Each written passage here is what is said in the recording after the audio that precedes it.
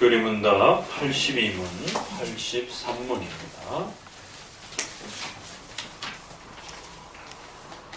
82문. 사람은 하나님의 계명을 완전하게 지킬 수 있습니까? 하나님의 계명을 완전히 지킬 수 없고 생각과 말과 행동으로 날마다 계명을 어깁니다. 율법을 어기는 모든 죄가 똑같이 악합니까? 무슨 죄는 그 자체를 보거나 여러 악들의 원인이 되는 것에 다른 죄보다 더 악합니다.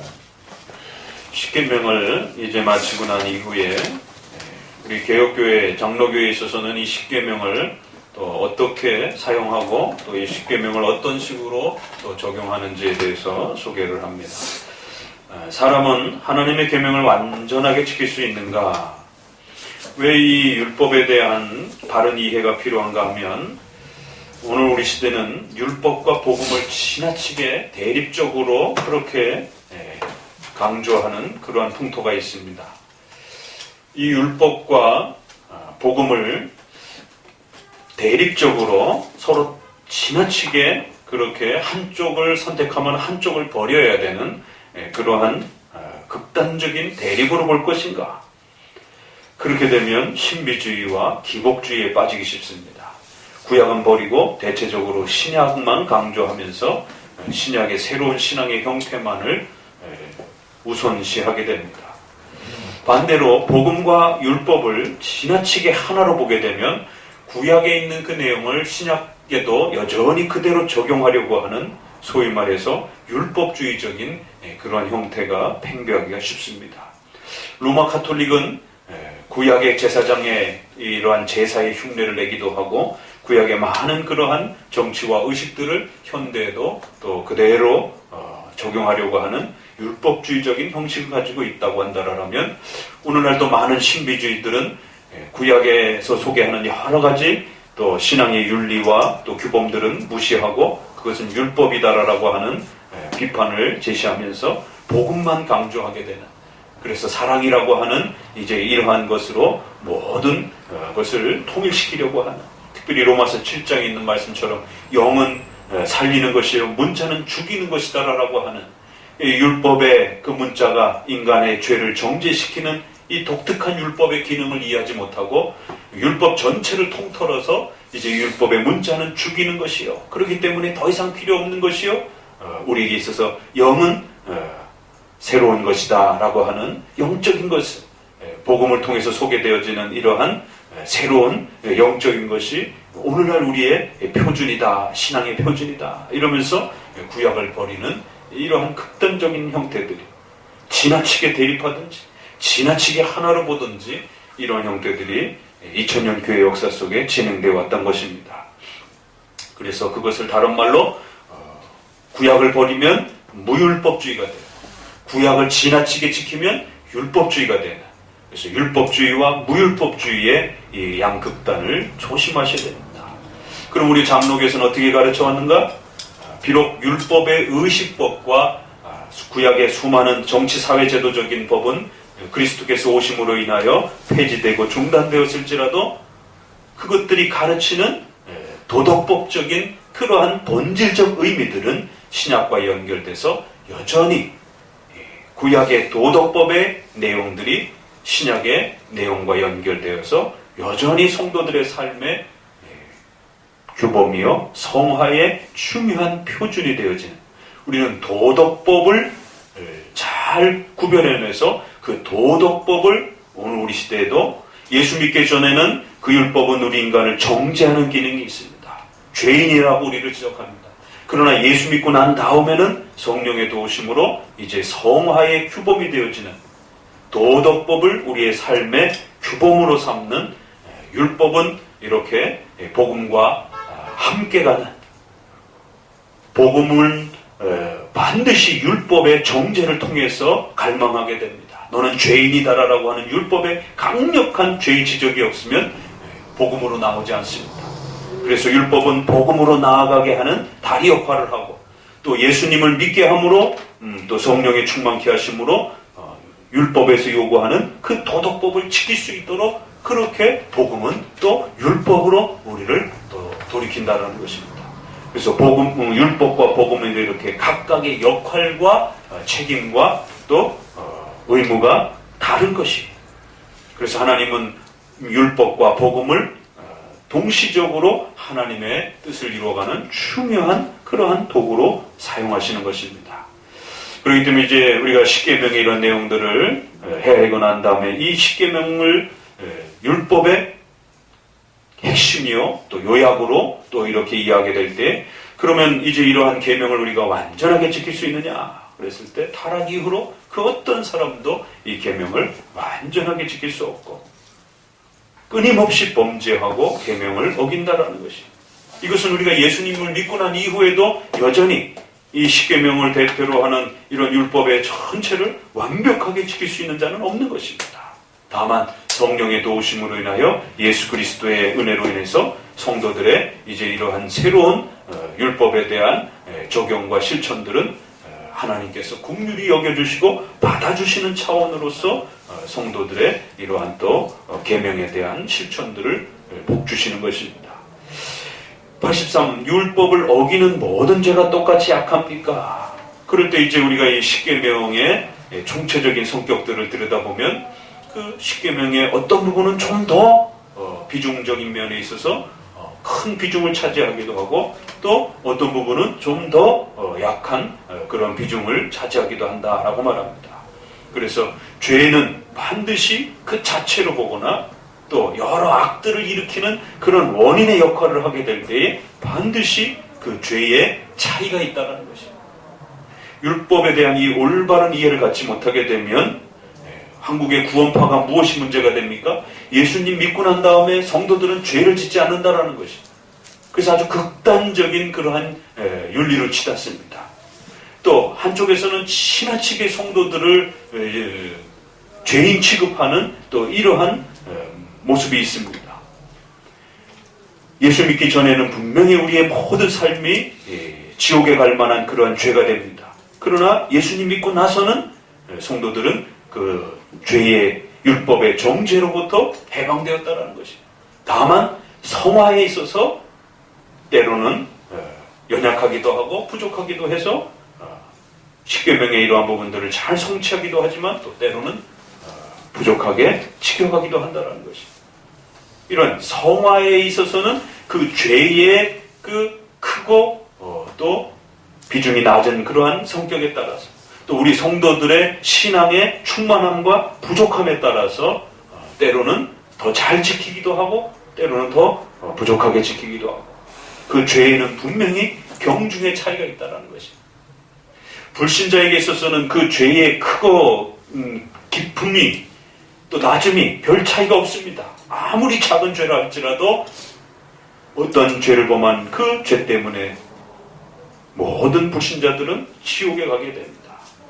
그러나 성도들에게 있어서는 그 어떠한 비중면에 있어서 크고 강한 죄라 할지라도 또 연약한 죄라 할지라도 지옥의 그 형벌을 받는 건 아닌 것입니다. 성화에 있어서 그 비중이 높고 크고 또 작을 수 있다는 겁니다. 이처럼 죄의 율법에 대한 이 올바른 이해 속에 있어서 그 율법을 범하게 될 때는 반드시 그 경중의 차이가 있다라고 하는 이 사실을 소요리 문답 우리에게 다시 한번 소개하면서 십계명의 특징이 어떻게 구성되어 있는지, 십계명의 모든 그 내용을 비중을 똑같이 이렇게 적용해도 안 되고 또 그것을 너무 또 지나치게 낮은 수준으로 그렇게 취급해도 안 되고, 십계명에 대한 총체적인 성격을 다시 한번 돌아보는 것입니다. 그래서 십계명의 1계명부터 4계명은 5계명부터 10번째 계명보다 비중면에 있어서 앞에 있습니다. 하나님에 대한 것이기 때문에.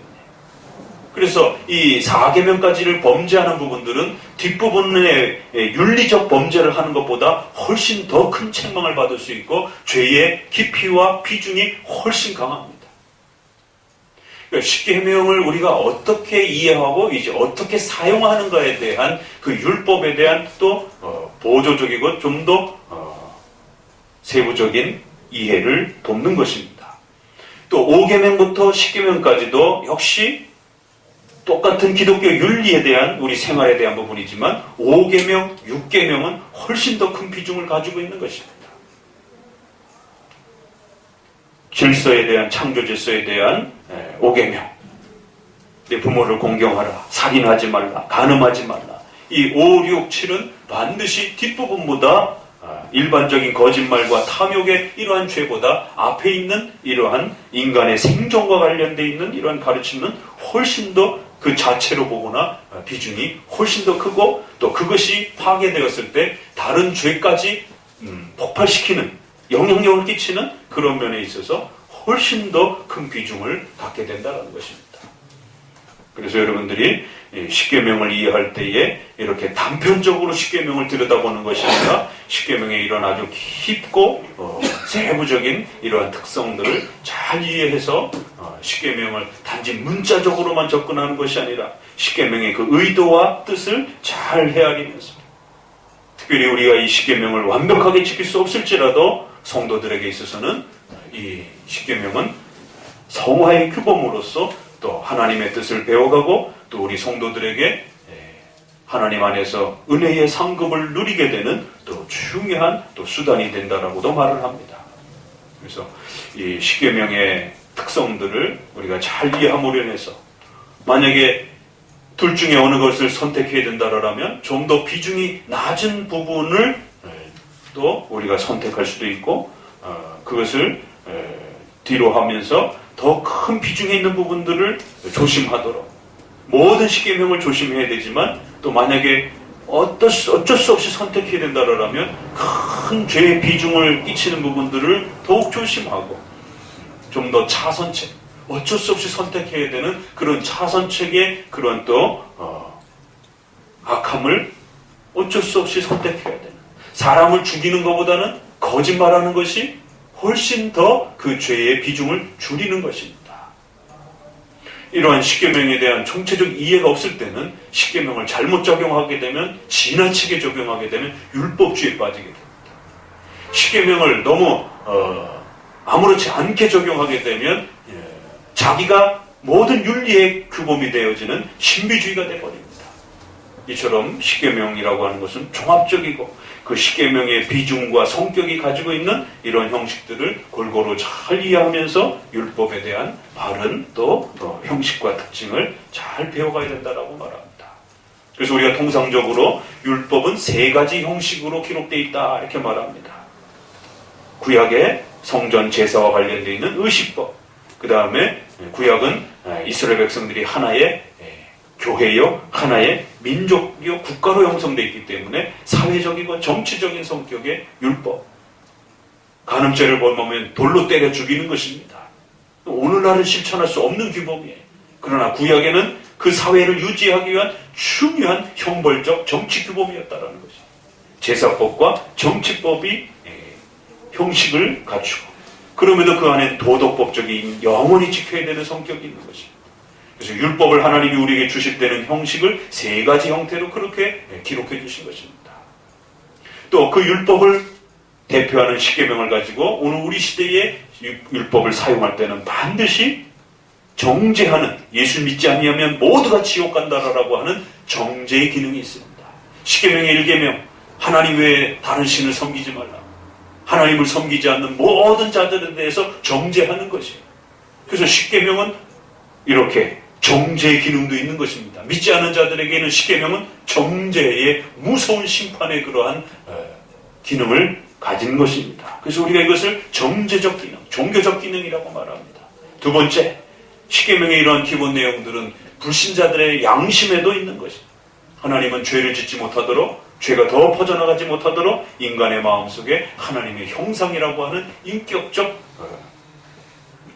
귀한 씨앗을 세우셔서 기본적인 하나님의 이러한 뜻이 양심 속에 새겨지도록, 그래서 최소한 믿지 않는 자도 자식을 사랑하는 겁니다. 이웃을 도울 줄 아는 것이 이 죄의 억제 기능, 사회적 기능이 있습니다. 세 번째는 우리 성도들에게 쓰여지는 성화의 그러한 규범으로서 이렇게 또 기능과 적용에 있어서 3가지 특징이 있습니다. 그래서 율법의 1사용, 2사용, 3사용이라고도 이렇게 표현하는 것입니다.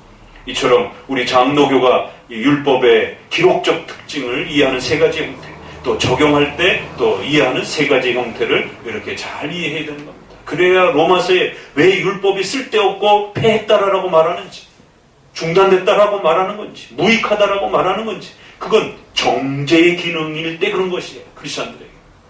그럼에도 로마서 7장에는 또 율법은 선한 것이요 라고 이렇게 말하는 것입니다. 그럴 때 또 그 의미는 삶사용으로서 우리 성도들에게 여전히 율법은 선한 것이요 우리 성도들을 가르치는 중요한 하나님의 뜻이다 이렇게 말하는 것입니다. 그러니까 로마서 7장 한 구절 안에 율법은 무익한 것이요 폐지된 것이요 라고 율법을 이렇게 비난하듯이 말을 하고 있고, 또 뒷부분에 가서는 그럼에도 율법은 선하고 의롭다라고 말하는 것입니다. 신비주의자들은 앞부분만 본 거고 로마 가톨릭은 뒷부분만 본 겁니다. 그래서 우리 장로교에서는 율법의 세 가지 형식의 특징을 이해할 때 한편으로는 율법은 무서운 것이요 정죄하는 모습도 있는 것이요, 한편으로는 성도들에게 따뜻한 것이요 성화의 규범으로 하나님의 마음을 가르쳐주는 아주 중요한 윤리 실천의 규범으로 여전히 사용할 수 있는 또 그러한 소중한 것입니다 라고 이렇게 종합적으로 본 겁니다. 오늘 82, 83문은 율법에 대한 이러한 소중한 또 이해를 통해서 또 우리 성도들에게 율법의 바른 이해를 또 주고 있습니다. 기도하더라.